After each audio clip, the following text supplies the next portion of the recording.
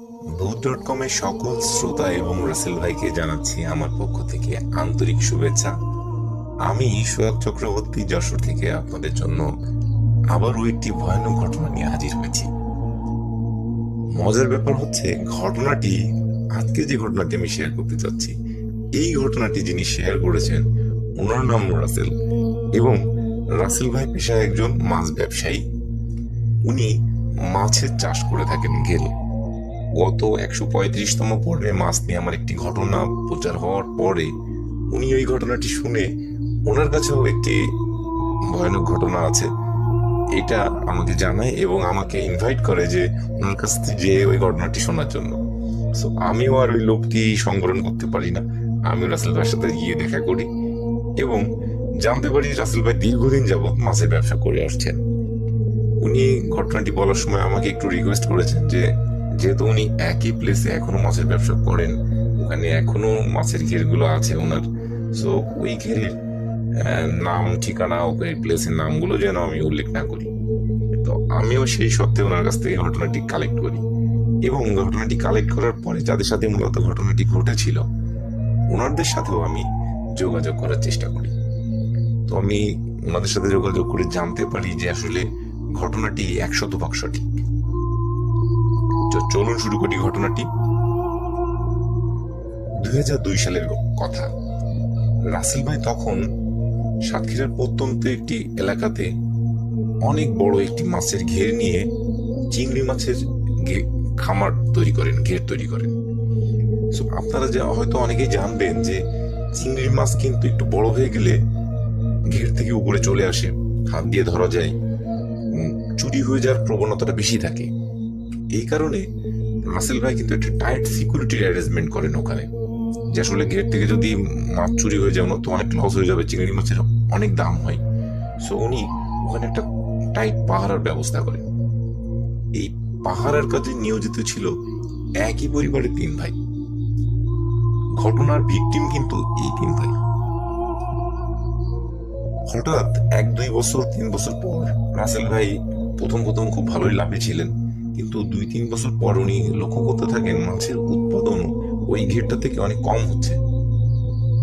যেহেতু এই 2-3 বছরে উনি ভালো একটা এক্সপিরিয়েন্স তৈরি করে ফেলেছেন, উনি জানেন যে কিভাবে পরিচর্যা করতে, কিভাবে খাবার দিতে হয়, কেমন মাছ আসতে পারে, এটার একটা আইডিয়া থাকে ওনার ভালো।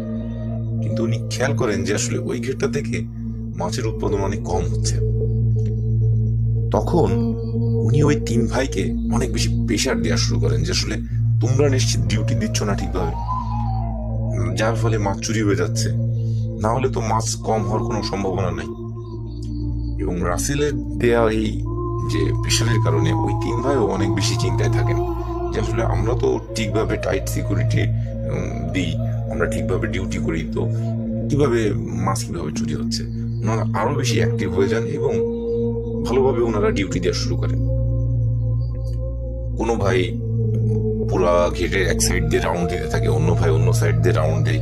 একজন ওনাদের বসার জন্য একটা টং ঘরের মতো বানানো ছিল, সেখানে বসে লাইট মেরে চেক করতে থাকেন। এভাবে ওনারা খুব ভালো একটা সিকিউরিটি দিতে থাকেন। হঠাৎ একদিন বড় ভাই খেয়াল করেন যে ভোরবেলার দিকে একটা বিশেষ জায়গায়, একটা ঘেরের একটা কোণে অনেক পানি ঘোলা হয়ে আছে। যেহেতু ওনারা মেলা দিন ধরে ঘিরে ডিউটি দিচ্ছেন, ওনারা জানেন যে যদি পানিতে কেউ নামে বা জাল ফেলা হয় তখনই কিন্তু পানি ঘোলা হয়ে যায়। ওনারা যেহেতু রাত্রে নামেন না, কেউই কাউকে নামতে দেন না, সেহেতু পানি ঘোলা হয়ে যাওয়ার সম্ভাবনা থাকে না। ওই বড় ভাই কিন্তু তখন বুঝতে পারেন যে নিশ্চিত কেউ না কেউ পানিতে নামছে এবং এই মাছ চুরি করছে। এই ঘটনাটি 3 ভাই খুব ভালো ভাবে আলোচনা করে এবং বলে যে ওনারা দেখবেন যে কে নামছে। ওনারা একটু আরো সতর্কতার সাথে পাহারা দিতে শুরু করেন। 2 দিন 3 দিন যায়। হঠাৎ একদিন ওনারা খেয়াল করেন, মানে ওনাদের যে ছোট ভাই, উনি রাউন্ড দিয়ে আসার সময় খেয়াল করেন যে পানিতে বেশ পাড় থেকে কিছুটা দূরে কোনো একটা ব্যক্তি মনে হচ্ছে হাত দিয়ে কোনো কিছু ধরার চেষ্টা করছে। এই দৃশ্য দেখে উনি টর্চ লাইটটা অফ করে চুপি চুপি পানিতে নেমে যান এবং আস্তে আস্তে ওই ব্যক্তির কাছাকাছি যেয়ে চাপটে ধরেন ওনাকে এবং সজোরে ওনাকে কিল ঘুষি মারতে থাকেন এবং চিৎকার করতে থাকেন এই ওনার যে চিৎকার শুনে বাকি যে দুই ভাই উপরে ছিল ওনারাও ছুটে চলে যান ওই প্লেসে, এবং বড় ভাই লাইট মেরে দেখে যে ছোট ভাই এভাবে কাউকে যেন মারছে, এবং এই মারার দৃশ্য দেখে ওই মেজো ভাইও পানিতে লাফ দিয়ে পড়ে, এবং সেও যে একেবারে অন্ধের মতো ওই ব্যক্তিকে মারতে শুরু করে। বড় ভাই কিন্তু উপর থেকে বলছিল যে তোরা ওই ব্যক্তিকে মারিস না, ওই ব্যক্তিকে ধরে তুলে নিয়ে আয়, ওকে ভালো করে বেঁধে রাখ, যাতে মালিকের সামনে আমরা ওকে দেখাতে পারি যে এই আসলে মূল চোর, এই মাছ চুরি করে নিয়ে যাচ্ছে, আমরা এই চোরকে ধরতে সক্ষম হয়েছি। কিন্তু দুই ভাই অন্ধের মতো ওনাকে মারছিল। মারতে মারতে মেজো ভাই একটু কষ্ট হয়ে যায়, সে পাড়ে চলে আসে, এবং যেই মেজো ভাই পাড়ে চলে আসে ওনারা লক্ষ্য করেন যে পানিতে যদি কোনো কিছুকে বেঁধে হঠাৎ টান দিয়ে পানির নিচে নিয়ে চলে যাওয়া যায়, যে কোনো কিছুকে যেভাবে খুব ফোর্সে পানির ভিতরে চলে যাবে, ওইভাবে ওই ছোট ভাইকে ওই ব্যক্তি টান দিয়ে পানির নিচে নিয়ে চলে যায়। এখানে বলে রাখা ভালো রাসেল ভাই, ওই ঘেরের গভীরতা কিন্তু অনেক বেশি না। যদি ওই ছোট ভাই সোজা হয়ে দাঁড়িয়েও থাকে তাও কিন্তু ওনার বুক পর্যন্ত সর্বোচ্চ পানি হতে পারে, সেহেতু কোনোভাবেই ওনার কিন্তু ওখানে ডুবে যাওয়ার সম্ভাবনা নাই বলতে গেলে চলে। এবং ওই ছোট ভাই ডুবে যাওয়ার পরে ওনারা খেয়াল করেন যে পানির নিচ থেকে, আপনারা হয়তো দেখে থাকবেন যে গ্যাস যদি পানির নিচ থেকে উঠতে থাকে যেভাবে বুদবুদ হতে থাকে, একটা বড় এরিয়া নিয়ে ওই রকম বুদবুদ উঠতে থাকে। এই দৃশ্য দেখে বড় ভাই এবং ছোট ভাই দুইজন, মানে মেজো ভাই দুইজনই লাফ দিয়ে পড়েন ওখানে, যে ওনারা ওই ছোট ভাইকে খুঁজতে থাকেন। কিন্তু আশ্চর্যজনক ব্যাপার, ওনারা কোনোভাবেই ছোট ভাইকে ওখানে খুঁজে পান না। এরপরে ওনার পানি থেকে উঠে এসে পুরো ঘেরের এরিয়াটি লাইট নিয়ে ছোট ভাইকে খুঁজতে থাকেন, এবং চিৎকার দিলে আশপাশের যে ঘেরের লোকজন যারা ডিউটি থাকেন ওনারাও এসে ওনাদের সাথে খুঁজতে থাকেন। কিন্তু আশ্চর্যজনক ভাবে সেই ভোরবেলার আগ পর্যন্ত ওনারা ওই ছোট ভাইকে পান না খুঁজে। এক পর্যায়ে ভোরের যখন আলো ফুটবে ওই সময় ওনারা খেয়াল করেন ঠিক সেম ওই প্লেসে, ওই একই জায়গায় পানির নিচ থেকে আবারও ওই রকম বুদবুদ উঠতে শুরু করেছে, এবং কেউ যেন ওনার ছোট ভাইকে একদম একটা ধাক্কা দিয়ে পানির উপরে ভাসিয়ে দিয়েছে। ওনারা লাফ দিয়ে পড়ে পানি থেকে ছোট ভাইকে উপরে তুলেন, এবং ততক্ষণে ওনারা দেখেন যে আসলে অনেক দেরি হয়ে গেছে, ভাই আর বেঁচে নেই। ওনারা হতভম্ব হয়ে যান যে আসলে কি হলো, এটা তো কোনোভাবে হওয়ার কথা না। এরপরে ওনার মা বাবা ওখানে চলে এসে কান্নাকাটি করতে থাকেন, সবাই খুবই অবাক হয়ে যায় যে কি হয়েছে ব্যাপারটি। কি আর করা, ছোট ভাইকে দাফন কাফন করানো হয় ভালোভাবে।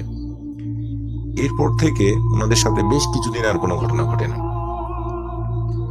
ওনার যে মেজো ভাই এরপরে একদিন উনি বাজার করে বাড়ি ফিরছিলেন 7:30-8টার সময়, সন্ধ্যা মানে রাত 7:30-8টা। সো ওনাদের বাড়ি আসতে কিছুটা আগে একটা বড় নারকেল গাছ এবং তারপরে একটা বড় গাব গাছ আছে।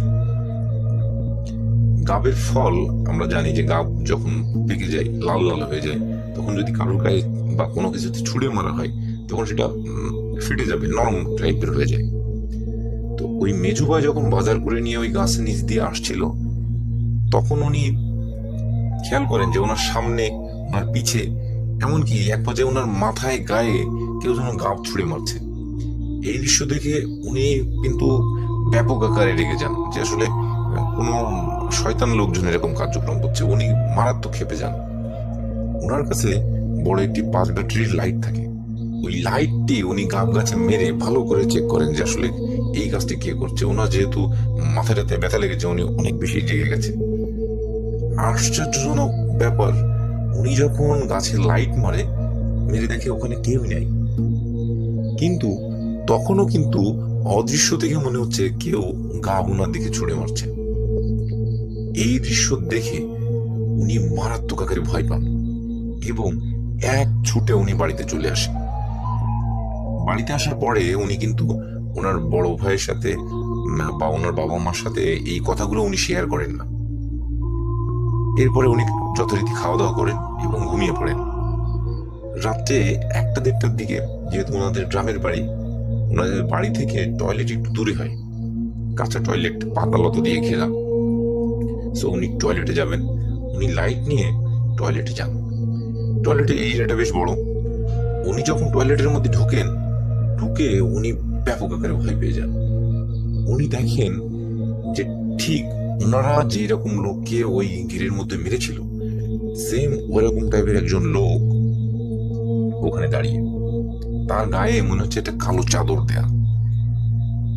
যেই উনিও টয়লেটের মধ্যে ঢোকেন এবং ওই লোকটি ওই চাদর ওনার গায়ের উপরে ফেলে প্রচন্ড মারা শুরু করেন ওনাকে, এবং ওনাকে তুলে তুলে মাটিতে আছাড় দিতে থাকেন। এক পর্যায়ে যখন উনি একেবারে নাজেহাল অবস্থা, উনি আর পারছিলেন না, সেরকম পর্যায়ে ওই কালো অবয়বটি বা কালো অবয়বের মতো লোকটি ওনাকে ওই কাঁচা টয়লেটের মধ্যে ফেলে দেন। উনি যন্ত্রণায় যখন খুব জোরে উনি যখন পড়ে যান ওর মধ্যে আর কি, চিৎকার চেঁচামেচি যন্ত্রণায় কাঁপতে থাকেন, তখন কিন্তু ওই অবয়ব ওখান থেকে চলে যায় এবং ওনার কান্নার শব্দটি, মানে উনি তখন জোরে কান্নাকাটি করতে পারেন। এর আগে পর্যন্ত কিন্তু উনি চিৎকার করার চেষ্টা করছিলেন, হালকা পাতলা চিৎকার করছিলেন, কিন্তু জোরে চিৎকার উনি করতে পারছিলেন না। কিন্তু যখন এই অবয়বটি চলে যায় তখন উনি জোরে চিৎকার করতে পারেন, এবং ওনার চিৎকার শুনে ওনার বাসা থেকে ওনার মা, ভাই, বাবা সবাই বেরিয়ে আসেন এবং এসে দেখেন যে ওনাদের টয়লেটটা কিন্তু অনেক গভীর। ওই গভীর টয়লেটের মধ্যে উনি পড়ে আছেন এবং ওনার হাতে তখন ওই টর্চ লাইটটা জ্বলছে। ওনারা অনেক কষ্টে দড়ি টড়ি ফেলে ওই টয়লেটের মধ্য থেকে ওনাকে টেনে তোলেন উপরে। ওনার অবস্থা এতটাই খারাপ ছিল, উনি কথা বলার মতো কোনো পরিস্থিতিতে ছিলেন না। ওনাকে ভালো করে ওয়াশ করে ওনাকে ওনার বাবা কিছু পানি পড়া দেন, সেইগুলো খেয়ে উনি ঘরে নিজে ওনাকে শুইয়ে দেওয়া হয়। এরপরে যখন সকাল হওয়ার পরে ওনার সাথে আরো কিছু আজব ঘটনা ঘটতে থাকে। উনি পাগলের মতো প্রলাপ বকতে থাকেন, মাঝে মাঝে আবার ঠিক হয়ে যান। আবার যখন ঠিক হয়ে যান তখন উনি রক্তের মতো বমি করতে শুরু করেন। খুবই একটা ক্রিটিক্যাল সিচুয়েশন ওনার। এরপরে ডাক্তার ডেকে নিয়ে আসা হয় এবং ওনার ট্রিটমেন্ট করানো হয়। বাড়ির সবাই কিন্তু ধারণা করেছিলেন, যেহেতু ওনাদের একটা কাঁচা টয়লেট, ওই কাঁচা টয়লেটের মধ্যে উনি টয়লেট করতে যেয়ে পড়ে গেছেন, এটা সবার ধারণা ছিল। কিন্তু উনি হঠাৎ এক সময় যখন ঠিক হয়ে যান তখন উনি পুরো ঘটনাটি বলেন। সবাই এই পুরো ঘটনাটি শুনে অনেক বেশি ভয় পেতে শুরু করেন এবং আশপাশের ওনাদের যে প্রতিবেশী ছিলেন তারা বলতে থাকেন যে আসলে ওই ঘেরের আশপাশে এক সময় পিশাচের উপদ্রব ছিল, যারা মানুষের বিভিন্ন রকম ক্ষতি করত, মানুষকে ভয় দেখাতো, বাচ্চাদের মেরে ফেলতো, এরকম বহু ঘটনা ঘটতো। কিন্তু যখন এই মাছের ঘের করা হয় বা লোকালয় আস্তে আস্তে তৈরি হওয়া শুরু হয় তখন কিন্তু এই জিনিসগুলো অনেক কম হয়ে গেছে। সো এই সব কথা শোনার পরে ওনার বাড়ির লোকেরাও কিন্তু অনেক বেশি ভয় পাওয়া শুরু করেছিলেন। ওনারা একটা কবিরাজকে ডেকে আনেন এবং ওই কবিরাজকে ডেকে এনে কিছু পানি পড়া তাৎক্ষণিক ভাবে দেন, কিন্তু আশ্চর্যজনক ভাবে ওই মেজ ভাই সন্ধ্যা 6টা পর্যন্ত বেঁচে ছিলেন। এরপরে হঠাৎ করে উনি রক্ত বমি করতে করতেই মারা যান। বাড়িতে একটা শোকের মাতম তৈরি হয়ে যায়, সবাই অনেক বেশি কষ্ট পান, অনেক ভয়ের একটা পরিবেশও হয়ে যায় সাথে সাথে। এরপরে ওই মেজ ভাইকে দাফন কাফন করে দেওয়া হয়। মেজ ভাইকে দাফন কাফন করে দেওয়ার পরে বড় ভাইয়ের ভিতরে কিন্তু একটা আতঙ্ক তৈরি হয়ে যায়। তিনি আর ওই মাছের ঘেরের ওই যে পাহারা দেওয়ার যে কাজ ওটি আর করতে চান না। উনি পার্শ্ববর্তী গ্রাম থেকে একটা ভালো কবিরাজ দেখিয়ে সেখান থেকে তাবিজ অনেক কিছু নিয়ে আসেন এবং উনি ওই বাড়ির যে ওনাদের জমি ছিল সেগুলো চাষবাস করতে থাকেন। উনি আর ওই পেশায় ফিরে যান না। দীর্ঘ 1-1.5 মাস 2 মাস পার হয়ে যায়, ওনাদের সাথে আর কোনো ঘটনা ঘটে না। হঠাৎ একদিন ওই বড় ভাইয়ের যে স্ত্রী, উনি রাত্রে 11টা-12টার দিকে বাইরে বাথরুম করতে আসবেন। যেহেতু ওনাদের গ্রামে বাড়ি, ওনাদের এমনিতেই অনেক সাহস ছিল, উনি একটা হেরিকান জ্বালিয়ে বাইরে চলে আসেন এবং বাথরুম করতে থাকেন। বাথরুম করে উনি যখন ফিরছেন তখন উনি খেয়াল করেন ঘরের ভিতরে যেন সাদা, আমরা যখন দেখবেন যে কোথাও কোনো শিল্পীরা স্টেজে পারফর্ম করছে তখন যেমন সাদা ধোয়া দেওয়া হয়, ওই টাইপের একটা সাদা ধোঁয়া, কিন্তু ওই ধোঁয়াগুলো তো চারিদিকে ছড়িয়ে পড়ে। এই ধোঁয়া কিন্তু ওইভাবে ছড়িয়ে পড়ছে না, একটা নির্দিষ্ট শেপের মতো, পাতলা একটা নির্দিষ্ট শেপের মতো সে একদম সুন্দর করে দরজার যে ফাঁকা ওইটা দিয়ে ঘরের মধ্যে চলে যাচ্ছে। এই দৃশ্য দেখে উনি অনেক বেশি ভয় পান এবং মনে করেন যে ওনার স্বামীর হয়তো কোনো বড় ক্ষতি হয়ে যেতে পারে। উনি ছুটে এসে ধাক্কা দিয়ে দরজা খুলে ফেলেন, কিন্তু দেখে ঘরের ভিতরে আসলে কিছুই নেই, কোনো সমস্যা নেই। উনি হেরিকেনটা বেডের পাশে নিয়ে যে দেখেন যে ওনার স্বামী শুয়ে আছে, ঘরের মধ্যে কিছুই নাই, কোনো রকম খারাপ কোনো পরিবেশ না। উনি বেডের পাশে হ্যারিকেনটি জ্বালিয়ে রেখে উনি শুয়ে পড়েন পাশে। উনি কত সময় ঘুমিয়েছেন ঠিক জানেন না। হঠাৎ ওনার ঘুম ভেঙে যায় যে ঘরের বাইরে মনে হচ্ছে খুব দাপাদাপি শব্দ হচ্ছে, মনে হচ্ছে কোনো ব্যক্তি প্রচুর প্রহর করছে, ধরে ধরে তুলে তুলে আছাড় মারছে। যেহেতু ওনাদের মাটির বাড়ি, ওনারা ওই ভাইব্রেশনটা ফিল করতে পারছিলেন বেডের উপর থেকে। ওনার মনে যেহেতু একটা আতঙ্ক কাজ করছিল, উনি আর কোনো কিছু খেয়াল না করেই দরজা খুলে বাইরে চলে যান এবং বাইরে চলে যেয়ে একটা দৃশ্য দেখে উনি আতঙ্কে চিৎকার দিয়ে উঠে সেন্সলেস হয়ে যান। ওনার চিৎকার শুনে ওনার মা বাবা, যারা আর কি বড় ভাইয়ের মা বাবা ছিল, তারাও চলে আসে। তারাও ওই অদ্ভুত দৃশ্যটি এসে সবার সামনে দেখতে পান। ওনারা দেখেন যে কালো একটি অবয়ব, যার কোনো হাত নাই, পা নাই, চোখ নাই, মুখ নাই, কিচ্ছু নাই, সে ওই বড় ভাইকে তুলছে, আছাড় মারছে এবং হাত ধরে এক মাথা থেকে উঠানের অন্য মাথা টেনে নিয়ে যাচ্ছে, আবার অন্য মাথায় চেলে ফেলে দেওয়ার মতো দিচ্ছে। এই দৃশ্য দেখে ওনারা আরো জোরে চিৎকার করেন এবং ওনাদের চিৎকার শুনে ওনাদের প্রতিবেশীর 2-1 বাড়ি থেকে লোকজন হারিকেন নিয়ে চলে আসে ওদের বাড়িতে। যেই সবাই চলে আসে আলো নিয়ে, তখন ওই অবয়ব আর ওখানে থাকে না, তখন সে চলে যায় ওখান থেকে। এরপরে ওই বড় ভাইকে ওখান থেকে উদ্ধার করা হয়, ওনাকে ঘরে নিয়ে এসে ভালো করে পরিষ্কার পরিচ্ছন্ন করে আবার বেডে শুয়ে দেওয়া হয়।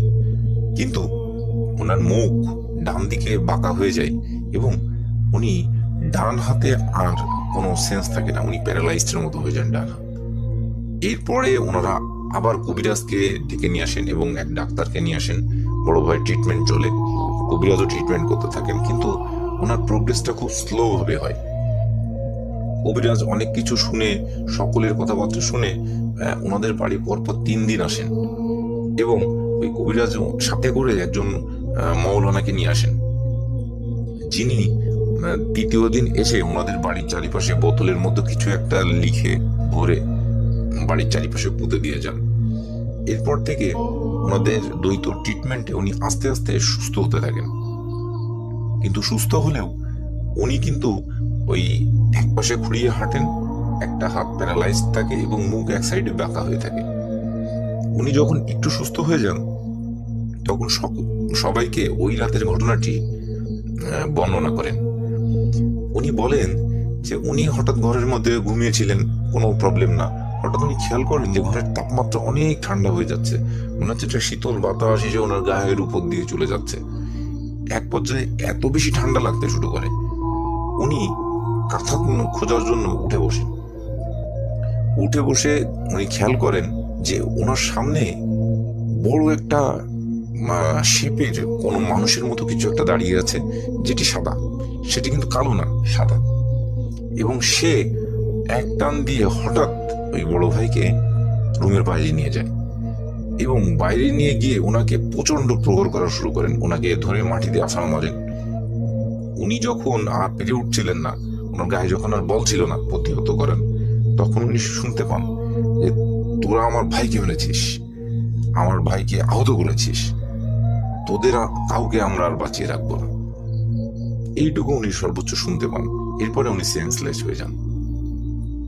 এই কথা শোনার পরে কবিরাজরা ওনাকে অনেক তাবিজ দেন, ওনাকে অনেক পারনি পড়া দেন, বাড়িগুলো বন্ধ করে দেন এবং ওনার সাথে একটা লাল কাপড়ের মধ্যে কিছু জিনিস লিখে ওনাকে বলেন যে ওনার মাজায় হোক বা গলায় হোক বা যে কোনো জায়গায় এই জিনিসটা লাল কাপড়ে এইভাবেই রাখার জন্য। যতদিন উনি এটা ঠিকভাবে রাখতে পারবেন, আশা করা যায় ওনার কোনো সমস্যা হবে না।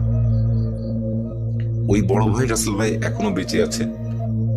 ওর পর থেকে ছোটখাটো সমস্যা হলেও বড় তেমন কোনো সমস্যা হয়নি, কিন্তু উনি অতটা সুস্থভাবে আর চলাফেরা করতে পারেন না। উনি উপার্জনক্ষম অবস্থায় বা তেমন একটা নাই। উনি যখন ঘটনাটি আমার সাথে শেয়ার করছিলেন, উনি অঝরে কাঁদছিলেন যে উনি ওই ঘেরের ডিউটি দিতে যেয়ে 2 ভাইকে হারিয়েছেন, ওনার জীবনটা এত কঠিন হয়ে গেছে। সো এটি ছিল আমার ঘটনা রাসেল ভাই। যদি ঘটনাটি আপনাদের ভালো লেগে থাকে তাদের উদ্দেশ্যে ঘটনাটি শেয়ার করবেন এবং সবাই ভালো থাকবেন। আমি আফনান। প্রিয় লিসেনার্স, এই মুহূর্তে যে স্টোরিটি আমি আপনাদেরকে শেয়ার করতে যাচ্ছি, এই স্টোরিটি আমাকে পাঠিয়েছে নড়াইল জেলার লোহাগাড়া উপজেলার লাহুরিয়া ইউনিয়নের আলামিন। আলামিনের স্টোরি আমি ইতোমধ্যে বেশ কয়েকটি আপনাদেরকে শুনিয়েছি এবং আপনারা সবাই এই স্টোরিগুলোর প্রশংসা করেছেন। এবারে যে স্টোরিটি আমাকে আলামিন পাঠিয়েছে, এটি একটি পুকুর কেন্দ্রিক ঘটনা। এই পুকুর কেন্দ্রিক যে ঘটনাটি আপনাদেরকে শোনাবো, আশা করি সবারই ভালো লাগবে। প্রিয় লিসেনার্স, এই পুকুরটিতে যখন ভৌতিক ঘটনা শুরু হয়, সময়টা ছিল 1992 সাল। এই পুকুরের কয়েকটি বিষয়ে ঘটনা শুরুর আগে আপনাদেরকে বলতে চাই। সেটি হচ্ছে, এই পুকুরটি স্থানীয়ভাবে দাসের পুকুর নামে পরিচিত। কারণ হচ্ছে, ওই পুকুরের পার্শ্ববর্তী গ্রামে যে হিন্দু সম্প্রদায় আছে, তাদের বংশ দাস। তারা অনেকদিন ধরে ধোপার কাজের সাথে জড়িত আছেন। আর যখন এটি খোঁড়া হয় অনেকদিন আগে, তখন আশেপাশে কোনো পুকুর ছিল না। বেশ কয়েকটি বিষয়কে উদ্দেশ্য করে পুকুরটি খোঁড়া হয়। এটা যে শুধু হিন্দুরা খুঁড়েছে তা না, এখানে মুসলিমরাও এই পুকুর খোঁড়ার সাথে জড়িত ছিল। কারণ হচ্ছে, আশেপাশে পুকুর কম থাকা, গবাদি পশুর গোসল করানোর জন্য এবং নিজেদের গোসল করার জন্য পুকুরের প্রয়োজনীয়তা, ধোপা সম্প্রদায় যারা দাস যারা আছেন তাদের কাপড় ধোয়া, বিভিন্ন কারণে এই পুকুরটির প্রয়োজনীয়তা দেখা দেয়। আরো একটা প্রয়োজনীয়তা ছিল, সেটি হচ্ছে যখন হিন্দু সম্প্রদায়ের লোকদের বিভিন্ন পূজার সময়টা হতো, ওই পূজার যে মূর্তিগুলো, এই মূর্তিগুলো পূজার শেষে এই পুকুরে ডুবিয়ে ফেলা হতো। এভাবেই দীর্ঘদিন ধরে এই কাজটি চলে আসছে। হিন্দু মুসলিম সবাই এই পুকুরে তারা তাদের বিভিন্ন ধরনের কর্মকাণ্ড তারা সেটা কাজ করে আর কি। পুকুরের ঠিক দক্ষিণ পাশে রয়েছে একটি শ্মশান। এটা অনেক আগে থেকে এই শ্মশানটি ছিল। তো লিসেনার্স, 1992 সাল থেকে যখন ঘটনাটির সূত্রপাত হয়, সূত্রপাতটি ছিল এমন। স্থানীয় একজন ব্যক্তি, উনি শখ করে একটি ঘোড়া কেনেন। ঘোড়া কেনার পর ঘোড়াটিকে গোসল করানোর জন্য উনি দিনের বেলা কোন একটি সময়, এটা নির্দিষ্ট করে আসলে বলতে পারে নাই আমাকে, যে কোন একটি সময়ে ওই ঘোড়াটিকে পুকুরে নামিয়ে আনেন। পুকুরে নামিয়ে আনার পর ঘোড়াটিকে যখন তিনি গোসল করাচ্ছিলেন, গোসল কিছুটা করানো হয়েছে, হঠাৎ ঘোড়াটি জোরে চিৎকার করে লাফ দিয়ে ওই পুকুর থেকে বের হয়ে যায় এবং উপরে চলে যায় এবং ছুটতে ছুটতে মালিকের বাড়িতে চলে যায়। মালিক পেছন থেকে ঘোড়ার পিছনে দৌড়াতে থাকে। উনি বুঝতে পারছিলেন না হঠাৎ করে কেন ঘোড়াটি গোসল অর্ধেক করানোর পর লাফ দিয়ে উঠে গেল। উনি বিষয়টি আসলে স্বাভাবিকভাবেই নিয়েছেন। হতে পারে যে ঘোড়াটির ভালো লাগছিল না, এই জন্য উঠে চলে গেছে। এর পরের দিন ঘটে প্রায় একই ধরনের ঘটনা। যেহেতু ওই পুকুরে অনেকেই তাদের গবাদি পশু গোসল করাতেন, স্পেশাল করে গরু। একদিন একজন ব্যক্তি, ঠিক পরের দিনই আর কি, তার দুটো গরু গোসল করানোর জন্য পুকুরে নামানোর সাথে সাথে গরু দুটি ভয়ঙ্কর ভাবে চিৎকার করতে করতে পুকুর থেকে উঠে দৌড় দিয়ে চলে যায়। এমন মনে হচ্ছিল যে পানিতে নামার পর হঠাৎ এমন কোনো গরম, মানে মনে হচ্ছে যে ওদেরকে গরম কোনো তেলের মধ্যে ছেড়ে দেওয়া হয়েছে, এমন ভাবে ছটফট করতে করতে উঠে দৌড় দেয়। আসলে এতদিন ধরে পুকুরে গোসল করানো হচ্ছে গরু, ছাগল, বিভিন্ন গবাদি পশু, কখনোই কিন্তু এই ধরনের ঘটনা ঘটেনি। তাহলে হঠাৎ করে কেন এই সমস্যার সৃষ্টি হচ্ছে? এভাবে প্রতিদিনই যেই কোনো গরু ছাগল নামাতো, সাথে সাথে এই ধরনের ঘটনা ঘটতো। গরু ছাগলগুলো এরপর থেকে কোনোভাবেই তাদেরকে দড়ি ধরে টেনে কোনোভাবেই পুকুরে নামানো যেত না। আসলে বোবা প্রাণী, ওরা তো আর বলতে পারে না যে আসলে ওদের সাথে কি হয়েছে, কিন্তু মানুষ সেভাবে বুঝতে পারছিল না যে কেন গরু ছাগলগুলো পুকুরে নামতে চাচ্ছে না, বা নামলেও এই ধরনের অস্বাভাবিক আচরণ কেন করছে। এর মধ্যে ঘটে যায় আরো একটি ঘটনা। গ্রামের হিন্দু পাড়ার, মানে ওই দাস পাড়ার ছোট্ট একটি মেয়ে, 5 থেকে 7 বছর বয়স, নাম হচ্ছে নূপুর। প্রতিদিনের মতো দুপুর বেলা নূপুর তার বন্ধু বান্ধবদের সাথে গোসল করতে আসতো। বাচ্চাদের একটা গ্রুপ ছিল, তারা প্রতিদিন একসাথে গোসল করতে আসতো, আবার গোসল করে একসাথে আবার বাড়িতে চলে যেত। এই নূপুর তার বন্ধু বান্ধবদের সাথে গোসল করতে আসে এবং গোসলের পরে সে আর বাড়িতে ফিরে যায় না। এখন বাড়ির লোকজন যখন দুপুর গড়িয়ে বিকাল হয়ে যায়, তখন নূপুরকে খুঁজতে বের হয়। নূপুর যাদের সাথে রেগুলার পুকুরে যায়, তাদের বাড়িতে যায়, তারা সবাই বলে, হ্যাঁ নূপুর তো আমাদের সাথে গোসল করছিল, কিন্তু সে কি উঠে এসেছে কিনা এটা তো আমরা খেয়াল করি নাই। চতুর্দিকে খোঁজা হয়, পুকুরে সবাই নামে, জাল ফেলা হয়।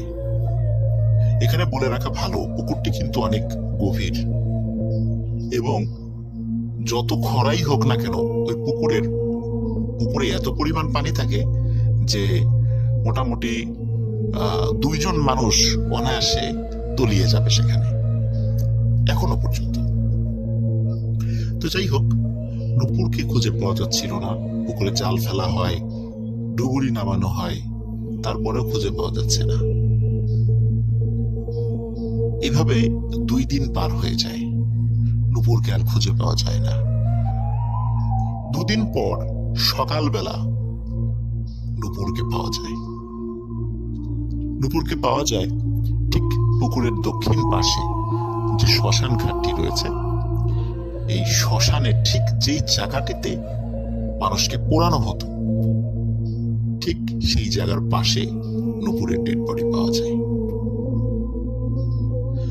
সবাই বলে, পুকুরে যদি মারা গিয়ে থাকে তাহলে তার ডেড বডি তো পুকুরে ভেসে ওঠার কথা, সেটা তো শ্মশানের পাশে পাওয়ার কথা নয়। লাশটা কিভাবে ওইখানে গেল, সবার ছিল সেই প্রশ্ন। সবাই সেই বিষয় নিয়ে বিশ্লেষণ করতে থাকে, কিন্তু এর কোনো ব্যাখ্যা খুঁজে পায় না। এই ঘটনার 5 থেকে 7 দিন পরে আরেকটি ঘটনা ঘটে। গোসল করতে নেমে আরেকটি বাচ্চা নিখোঁজ হয়ে যায়, তাকেও কোথাও পাওয়া যাচ্ছিল না। ঠিক 1 দিন পর সেই বাচ্চাটিকে শ্মশানের পাশে পাওয়া যায়। এইভাবে বাচ্চাদেরকে মৃত অবস্থায় যখন পাওয়া যাচ্ছিল, গ্রামের মধ্যে একটা আতঙ্ক সৃষ্টি হয়ে যায় যে এই পুকুরে নামার পরে কেউ না কেউ উঠছে না, আবার পুকুরে লাশও ভেসে উঠছে না, লাশটা পাওয়া যাচ্ছে শ্মশানের কাছে। এটা কেন হচ্ছে? সবার মধ্যে যে তখন এই আতঙ্ক সৃষ্টি হয়ে যায়, তখন গ্রামের অধিকাংশ পরিবারের বাচ্চাদেরকেই এই পুকুরে গোসল করানোর জন্য পাঠানো হতো না। প্রথম যেই 2টি মৃত্যু ঘটে, এই 2টি মৃত্যুর ঘটনা ছিল হিন্দু পরিবারের সাথে। তখনও মুসলিম পরিবারের বা মুসলিম পাড়ার কারো সন্তানের মৃত্যু ঘটেনি। কিন্তু 3rd নাম্বারে গিয়ে একটা মুসলিম পরিবারের সন্তানের মৃত্যু ঘটে। ঠিক একই রকম ভাবে তার লাশও শ্মশানের পাশে পাওয়া যায় ঠিক 1 দিন পর। আসলে গ্রামের লোকজন খুবই গরিব মানুষ ছিলেন। তখন মানে তারা যেহেতু দিন আনতেন দিন খেতেন, তারা যে মানে এই বিষয় নিয়ে আর তাদের শিক্ষার হারও অনেক কম ছিল। তারা যে এই বিষয়টা আসলে কেন হচ্ছে, কিভাবে হচ্ছে, তারা যে কোথায় গিয়ে সমাধান পাবেন, এই বিষয়গুলোর তারা সমাধান মানে কোনো সিদ্ধান্তে উপনীত হতে পারছিলেন না। চতুর্থবার ঘটে একটি ভিন্ন ধরনের ঘটনা। ওই গ্রামের মুসলিম পাড়ার একটি বাড়িতে একটি বাচ্চা ছিল, নাম ছিল আব্দুল্লাহ। এই আব্দুল্লাহ সে রাতের বেলা ওয়াশরুমে যাবে। আপনারা তো জানেন যে গ্রামের ওয়াশরুম গুলো বাসা থেকে বাইরে থাকে। তো আব্দুল্লাহ যখন ওয়াশরুমে যাবে তখন রাতের বেলা তার পিতামাতাকে ডাকে। ওনারা দুইজন গভীর ঘুমে ছিলেন। তখন তার বাবা একটা টর্চ লাইট হাতে দিয়ে, আব্দুল্লাহ কিন্তু খুব ছোট ছিল না, তার বয়স 12-13 ছিল, তো হাতে একটা টর্চ লাইট দিয়ে বললো তুমি একাই যাও। আর যেহেতু এটা মাঝে মাঝে সে একাই যেতে পারতো, এই জন্য পিতামাতা আসলে ওইভাবে তার সাথে যাওয়ার প্রয়োজনীয়তা বোধ করেনি। বাইরে হচ্ছিল গুড়ি গুড়ি বৃষ্টি।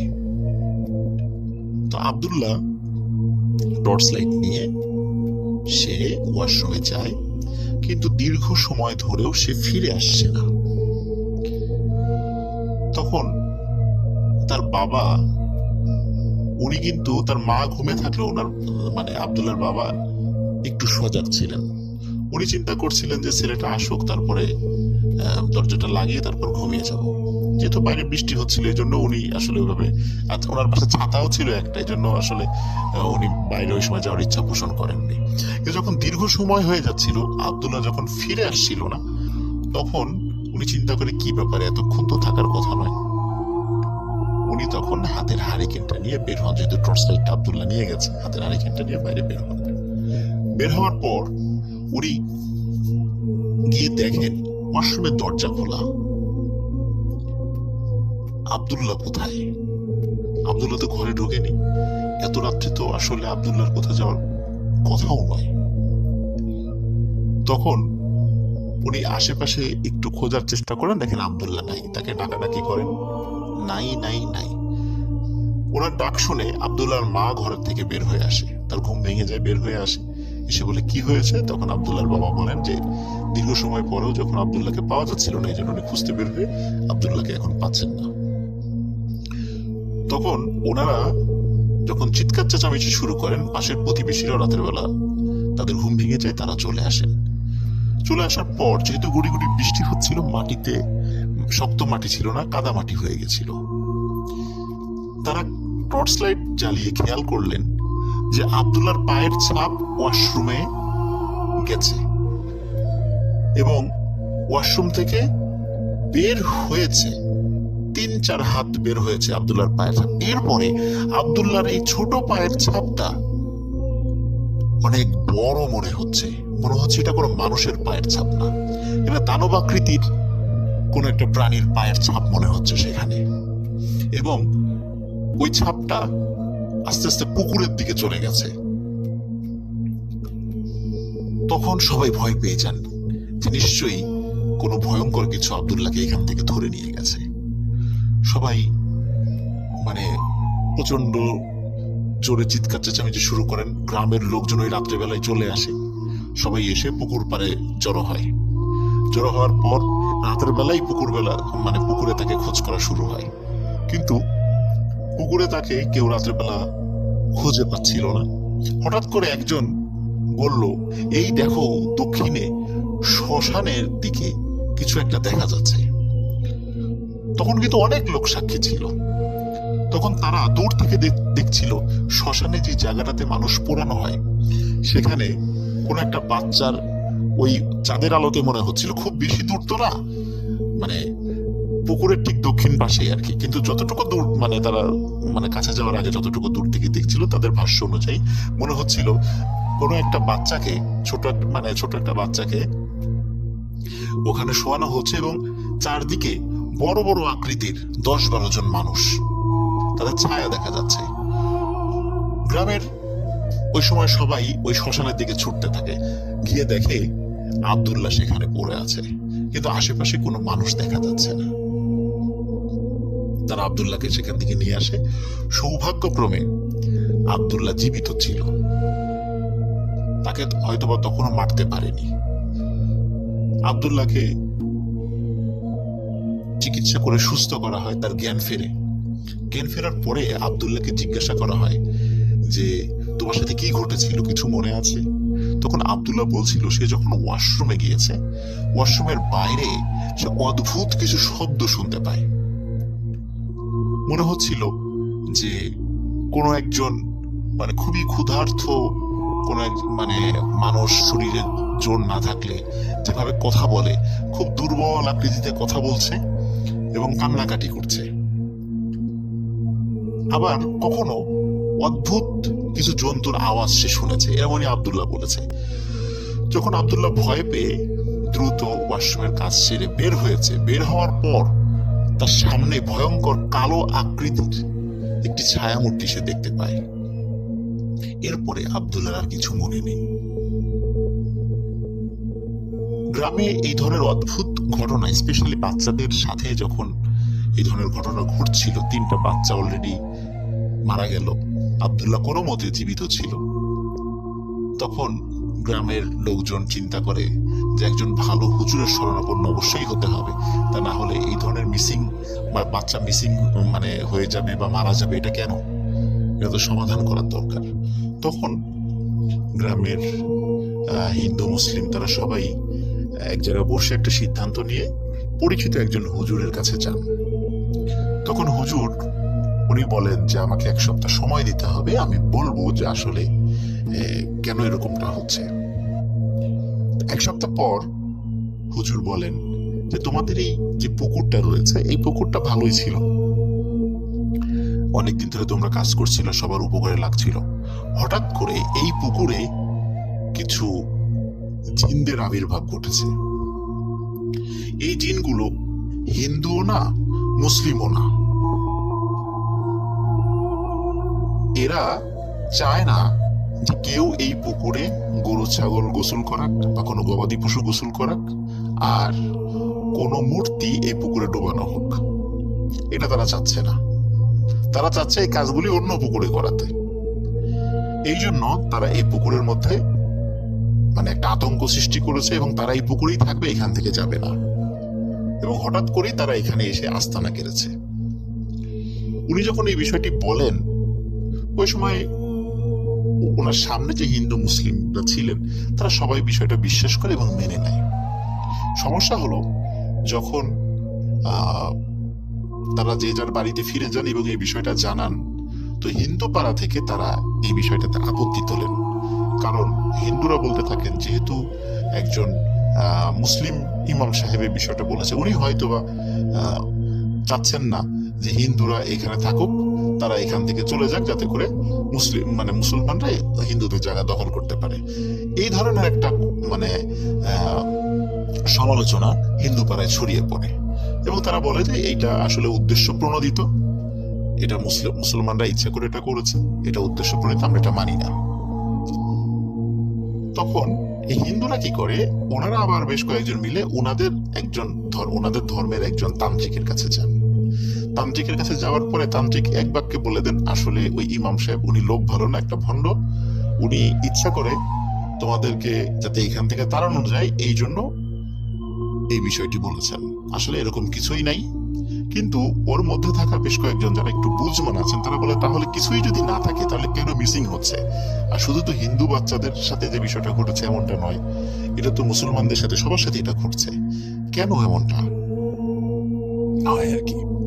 তখন ওই তান্ত্রিক বলে তাহলে আমাকে ওই পুকুরের পাশে একটু সাধনায় বসতে হবে, তার জন্য কিছু জিনিস তোমাদেরকে আনতে হবে। বলে কি জিনিস? বলে একটা জিনিস তুমি মানে অবশ্যই লাগবে, সেটা হচ্ছে একজন হিন্দু বিধবা নারী, উনি যখন বিবাহিত ছিলেন তখন তিনি সিঁদুর ব্যবহার করতেন, ওই সিঁদুরটা ওনার কাছে আছে, এই সিঁদুরের কিছু একটা অংশ আমাকে এনে দিবা, আমি এটা দিয়ে একটু রিচুয়াল করে আমি আসলে বোঝার চেষ্টা করবো যে পুকুরে আসলে সমস্যাটা কি। তো ওনাকে ডেকে আনা হয়। ডেকে আনার পরে সেই বিষয়টা, যেহেতু ওনাদের পাড়ায় এরকম বেশ কিছু বিধবা মহিলা ছিলেন, তাদের কাছে তাদের সিঁদুর ছিল, তো তাদের একজনের কাছ থেকে সিঁদুর কালেক্ট করে তাকে দিয়ে আসা হয় এবং রাতের বেলা তিনি সাধনায় বসেন এবং সবাইকে বলেন যে তোমরা এখান থেকে চলে যাও। তো উনি ওনার মতো সাধনা শুরু করেন। সকালবেলা যখন ওনারা ওই তান্ত্রিকের কাছে যান তখন দেখেন যে তান্ত্রিকের শরীর বা ডেড বডি পুকুরে ভাসছে এবং তান্ত্রিকের চোখ দুটি খুব বড় বড় করে খোলা, মানে মনে হচ্ছিল উনি মৃত্যুর আগে খুব ভয়ঙ্কর কিছু দিকে ভয় পেয়েছেন। এবং তান্ত্রিকের শরীরে বেশ আঘাতের চিহ্ন। তখন ওনারা বুঝতে পারেন যে হয়তোবা আসলেই ওই ইমাম সাহেব ঠিক কথাই বলেছেন। তখন আবার হিন্দু মুসলিমরা একত্র হয়ে মিটিং করে তারা আবার সেই ইমাম সাহেবের কাছে যান এবং বলেন যে আসলে আমাদের ভুল হয়ে গেছে, আমাদের আপনার কথায় সন্দেহ করা উচিত হয়নি। তো আমরা ভুল বুঝতে পেরেছি যে আসলেই এখানে কোনো অসৎ উদ্দেশ্যে আপনি কথাটি বলেননি, এখানে আসলেই কোনো সমস্যা আছে, গুরুতর সমস্যা, এবং আপনি বলেন আমরা কিভাবে এই সমস্যার সমাধান করতে পারি। তখন ইমাম সাহেব বলেন যে আমি আগেও যেটা বলেছি এটাই সমাধান, এরপর বাইরে আর কোনো সমাধান ওই জিনেরা মেনে নেবে না, কারণ তারা হিন্দুও না মুসলিমও না।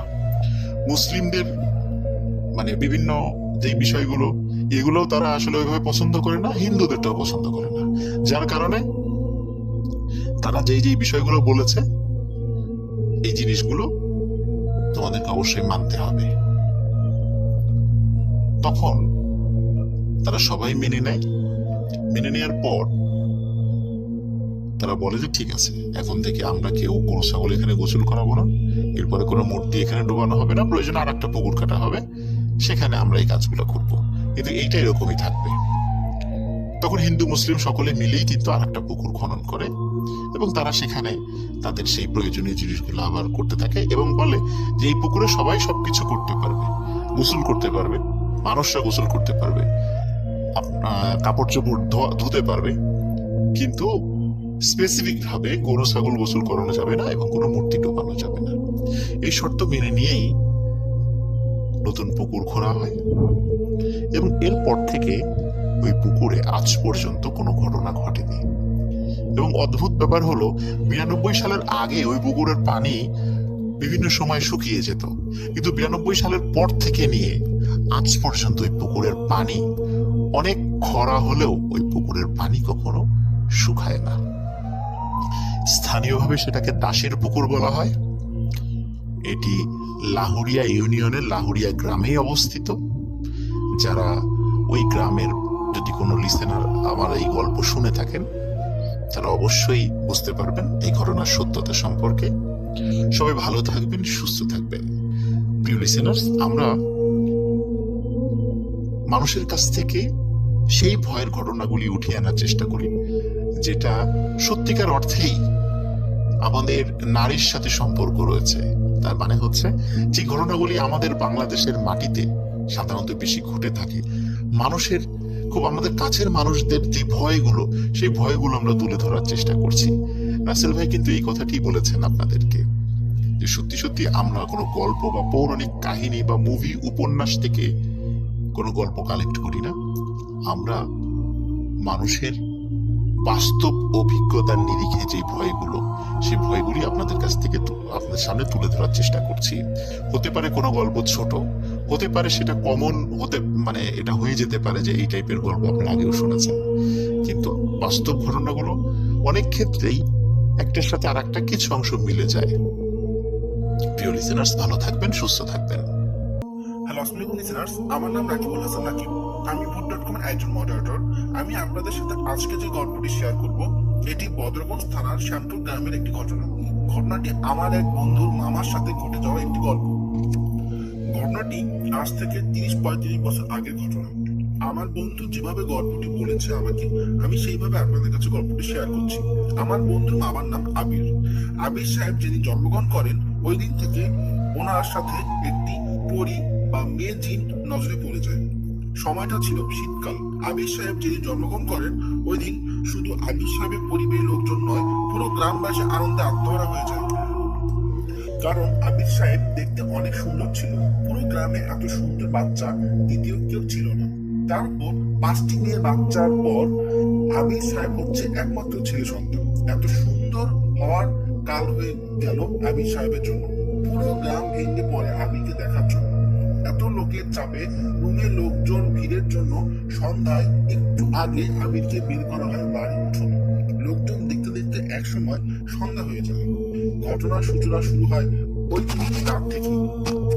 মাঝরাতে হঠাৎ এক সময় বাচ্চার কান্নার শব্দ শোনা যায়। আবিরের মা বাচ্চার কান্নার শব্দ শুনে ঘুম থেকে উঠে দেখেন আবির সাহেব শূন্যে ভেসে আছেন আর আস্তে আস্তে দরজার দিকে চলে যাচ্ছে।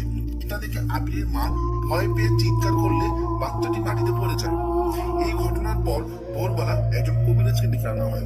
কবিরাজ এসে যেটা বলে যে গতকালকে যখন সন্ধ্যার দিকে আবির সাহেবকে বাড়ির উঠোনে নিয়ে আসা হয়, তখন একটা পরী আবির সাহেবকে অনেক পছন্দ করে এবং ওই পরীটি নিয়ে যাওয়ার জন্য আবির সাহেবকে এই মধ্যরাতে এসেছিল।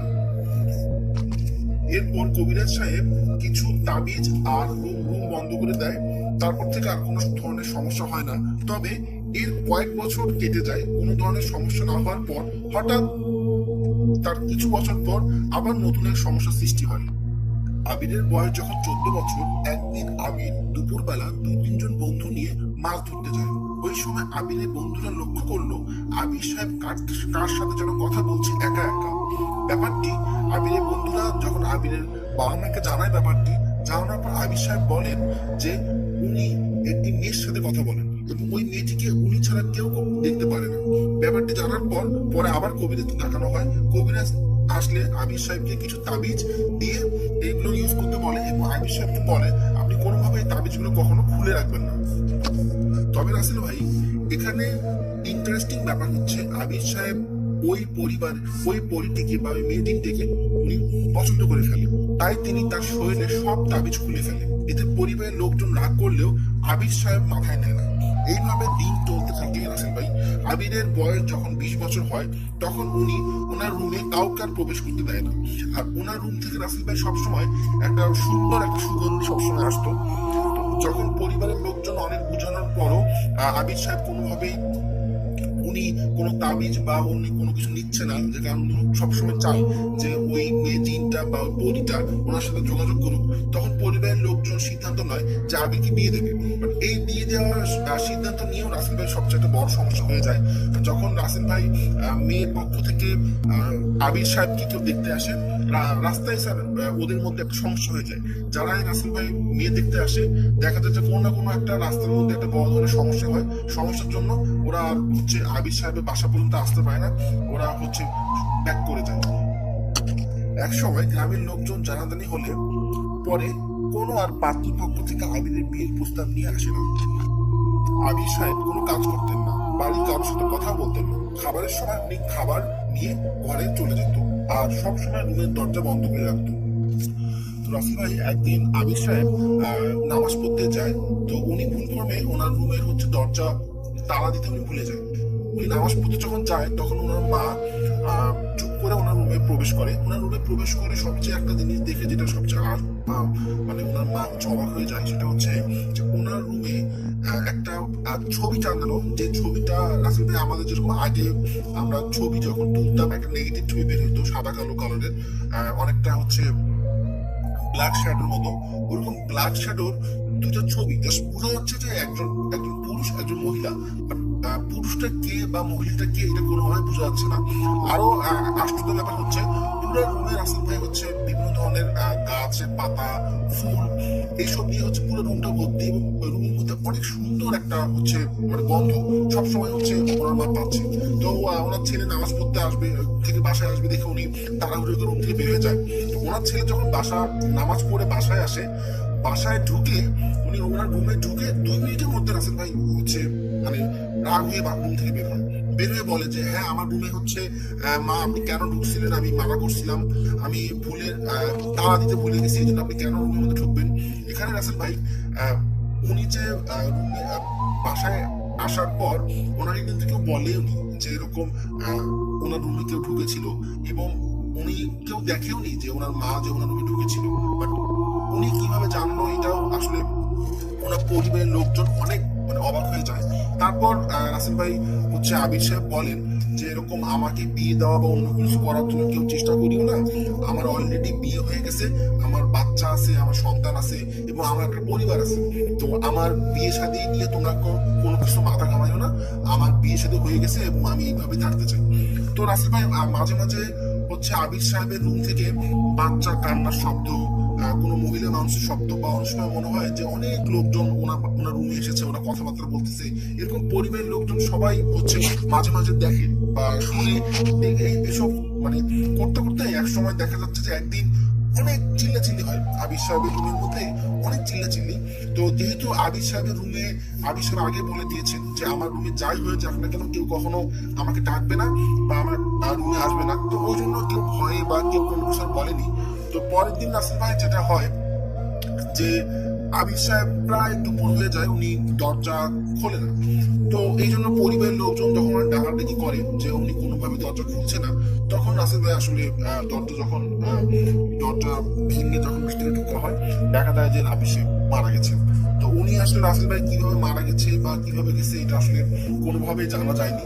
তো ওনাকে যখন মাটি দেওয়ার জন্য কবরস্থানে যাওয়া হয়, তো ওখানেও রাসেল ভাই একটা ইন্টারেস্টিং ব্যাপার ঘটে। সেটা হচ্ছে যে ওনাকে যখন মাটি দেওয়া হয় তখন হুট করে রাসেল ভাই যে যখন ওনার হচ্ছে জানাজা হবে, মানে মানে গ্রামে রাসেল ভাই ব্যাপার হচ্ছে গ্রামে তো হচ্ছে সবাই সবাইকে চেনে, যেমন শহরের ব্যাপারটা রাসেল ভাই আলাদা, শহরে তো কেউ কেউ চেনে না, বাট গ্রামে কিন্তু সবাই সবাইকে চেনে। তো জানাজার মুহূর্তে হঠাৎ করে অনেক লোকজন রাসেল ভাই যে জানাজা দেওয়ার জন্য শরিক হয় এবং ম্যাক্সিমাম লোকগুলোকে কেউ আসলে ভাবে চেনে না।